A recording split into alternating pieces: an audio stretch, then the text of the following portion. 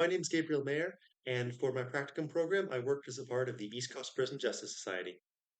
Society was an organization dedicated to ensuring that prisoners within Nova Scotian facilities, such as Burnside and SCCF, were treated as full citizens in the country, and that and that affordable social housing was created for them.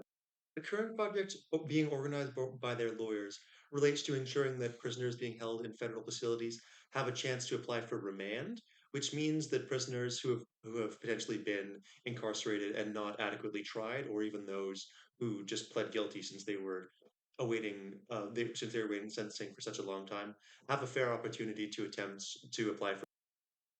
This is the largest project they're currently working on.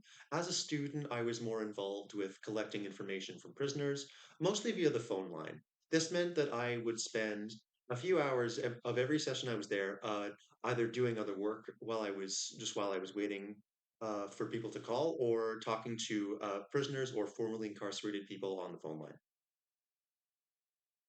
Speaking with the prisoners was always an incredible experience. So many of them had such sad, beautiful, touching stories. So many of them had tried to further their education. So many of them had like deeply personal connections with members of the East Coast Prison Society. It was an incredible experience to get to know them better. But thankfully, this wasn't the only work I was able to do. A lot of the time, well, outside working on the phone line, I was able to pursue other projects. I ended up helping do legal research for one of the lawyers of the firm. I spent a lot of time doing filing of the information on the phone line. So this meant more that I was like sort of recontextualizing and like marking down the prisoners who called. I had like I think one of the most enjoyable things about the project was that I was able to spend so much time like doing sort of like disparate other projects, like helping. I set up for anti an anti-prison an anti-prison speech by a few very well-known Nova Scotia speakers. There was a lot of variety in the work I got to do, and that favorite things about having worked with East Coast Prison Justice Society was how willing they were to let me sort of go off and do my own projects, pursue my own avenues.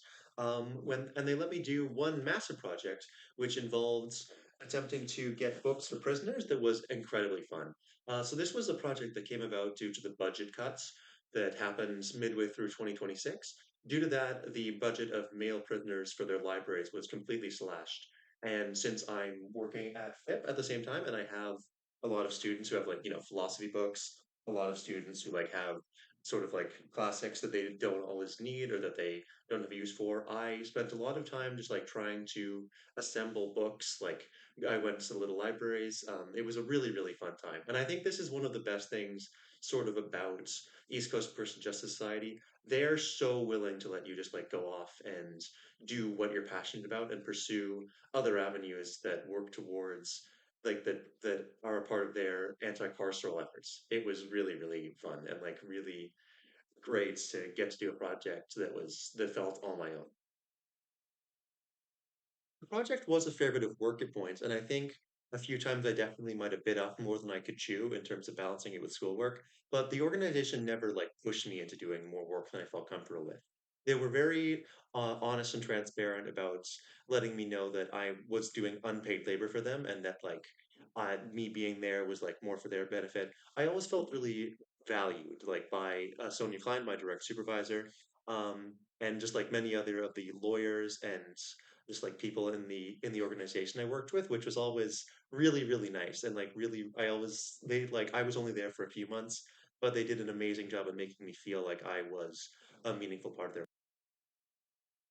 East Coast Prison Justice Society is also very closely affiliated with Path Legal and the Elizabeth Fry Society of Nova Scotia. So they're like, in case you're interested in, working in women's prison or ensuring safety for female victims of abuse or other people who are really suffering in Nova Scotia. These are both like great organizations, and they do a lot of work together. They're both amazing groups, and the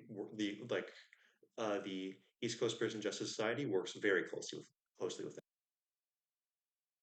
If I had any advice for people who are hoping to apply at the East Coast Prison Justice Society, it would be to make sure that you brush up on your Excel skills and that you feel comfortable like doing spreadsheeting, organizing, and that you're good at taking notes. while on the phone, as like due to like your work with the phone line, a lot of what you'll be doing will be like just attempting to create a comprehensive narrative around the stories you hear from prisoners.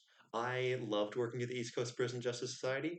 I couldn't have been happier that I got to be there, and I can't wait for more students to potentially get to work with this incredible organization.